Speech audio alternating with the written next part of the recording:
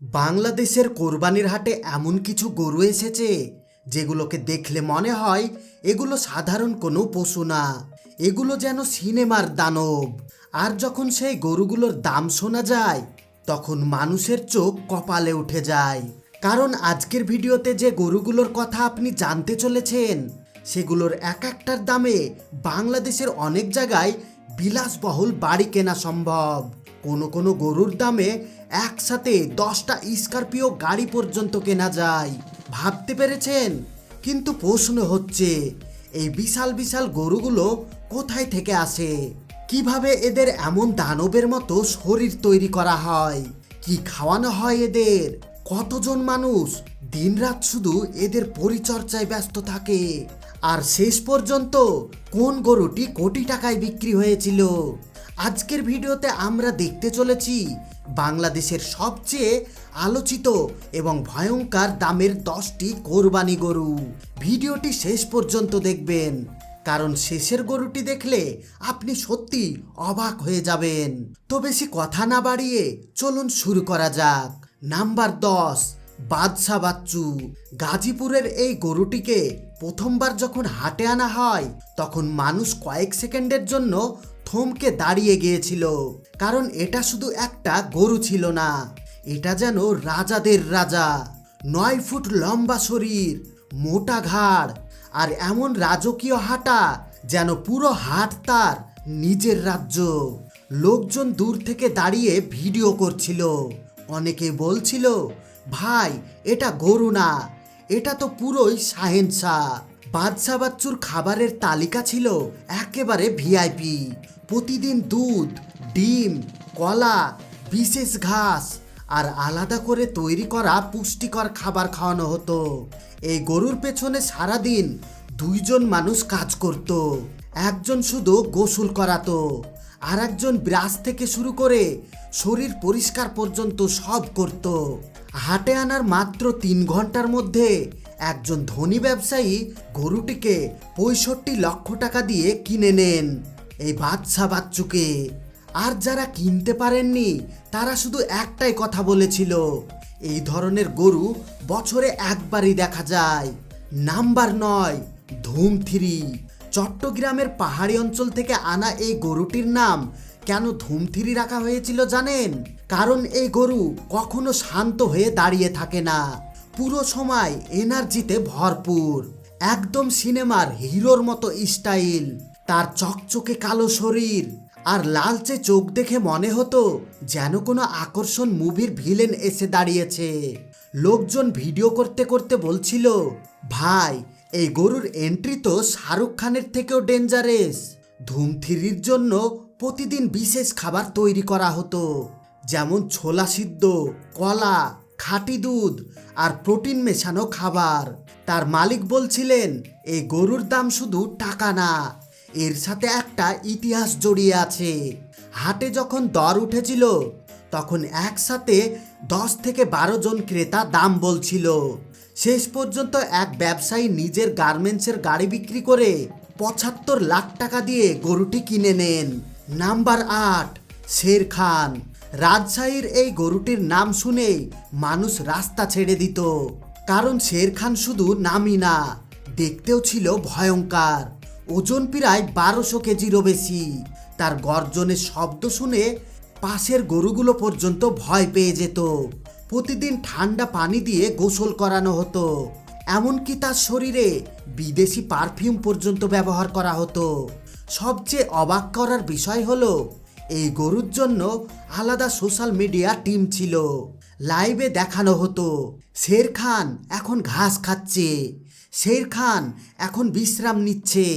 একজন শিল্পপতি শের খানকে দেখে বলেছিল, এটা শুধু গরু না, এটা আমার স্ট্যাটাস।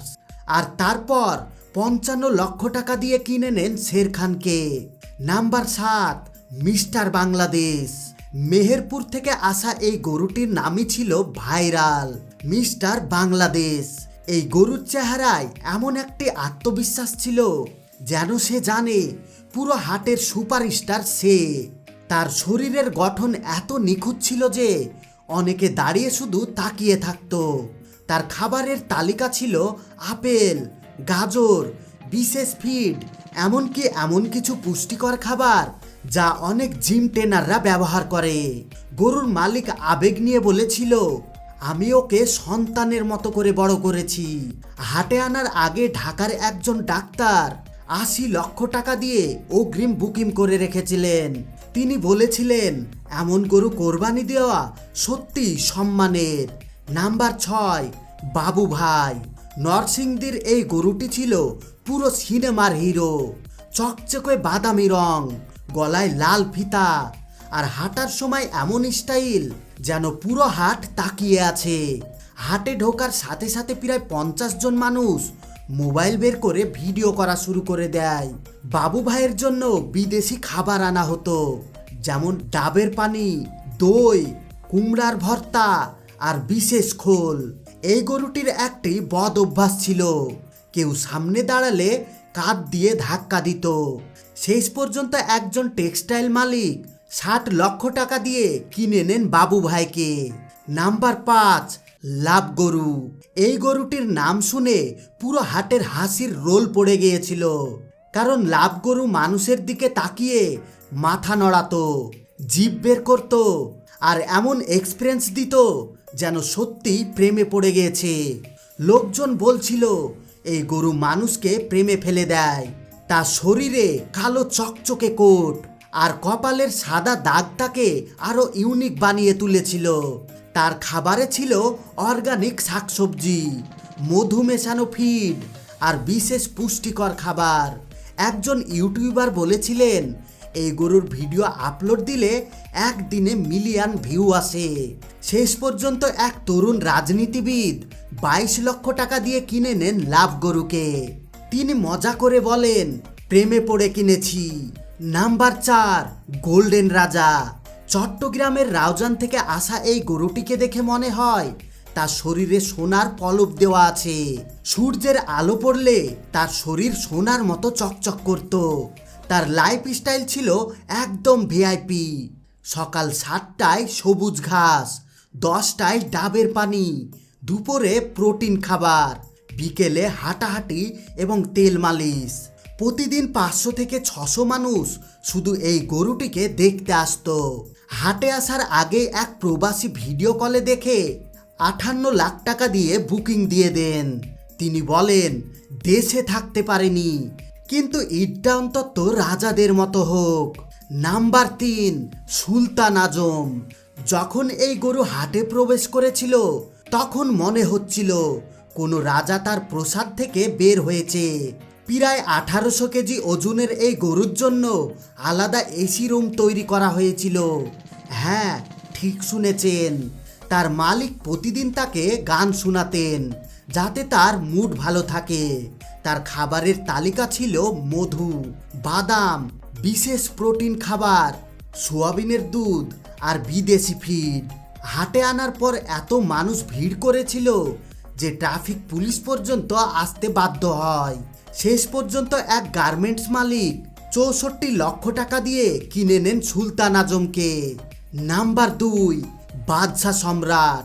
দিনাজপুরের এই কালো গরুটি ছিল পুরো ভয়ঙ্কর লুকের।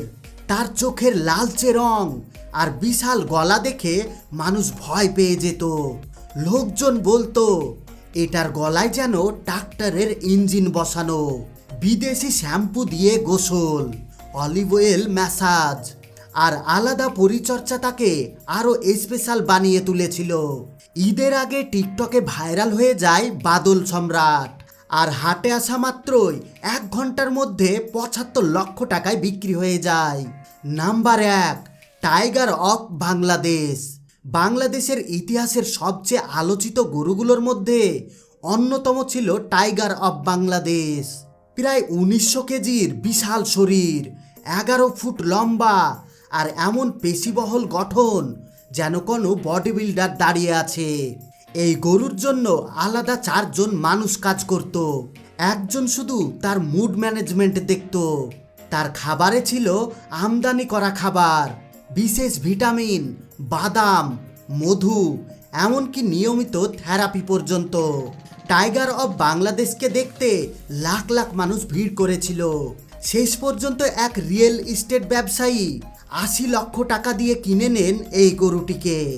আর তারপর তিনি যে কথাটি বলেছিলেন সেটি পুরো ইন্টারনেটে ভাইরাল হয়ে যায়। তিনি বলেছিলেন, এই ঈদে টাইগার অফ বাংলাদেশই আমার পরিচয়। তো বন্ধুরা, এই ছিল বাংলাদেশের সবচেয়ে ভয়ঙ্কর, দামি এবং ভাইরাল 10টি কোরবানি গরু। এদের এক একটা যেন বাস্তবের সিনেমার হিরো। এখন আপনিই বলুন, এই তালিকায় কোন গরুটি আপনার সবচেয়ে বেশি পছন্দ হয়েছে? কমেন্টে অবশ্যই জানাবেন। আর একটা কথা, আপনারা এতক্ষণ যেসব গরু দেখলেন এগুলোর বেশিরভাগই বাংলাদেশের মাটিতে লালন পালন করা হয়েছে।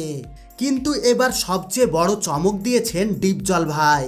কারণ শোনা যাচ্ছে তার খামারে কিছু গরু বিদেশ থেকে আনা হয়েছে। কোনো গরু বিক্রি হয়েছে 50 লক্ষতে, কোনোটা 1 কোটিতে, এমনকি কোনো গরুর দাম নাকি 3 কোটি 5 কোটি টাকা ছাড়িয়ে গিয়েছে। বাংলাদেশের বড় বড় শিল্পপতি, নায়ক নায়িকা, এমনকি প্রবাসীরাও সেই গরুগুলো কিনেছেন। আপনারা যদি ডিপজল ভাইয়ের সেই ভয়ঙ্কর দামের গরুগুলো বিস্তারিত ভিডিওতে দেখতে চান তাহলে এক্ষুনি কমেন্ট করে জানান, পার্ট 2 চাই। কমেন্ট বেশি পেলে নেক্সট ভিডিওতে দেখাবো ডিপজল ভাইয়ের কোটি টাকার গরুর আসল রহস্য। আর হ্যাঁ, ভিডিওটি ভালো লাগলে অবশ্যই লাইক করবেন, চ্যানেলটি সাবস্ক্রাইব করে পাশে থাকা বেল আইকনটি অন করে রাখবেন, কারণ সামনে আরও ভয়ঙ্কর এবং অবিশ্বাস্য ভিডিও আসছে যা মিস করতে চাইবেন না। এতক্ষণ পর্যন্ত সঙ্গে থাকার জন্য ধন্যবাদ। আল্লাহ হাফেজ।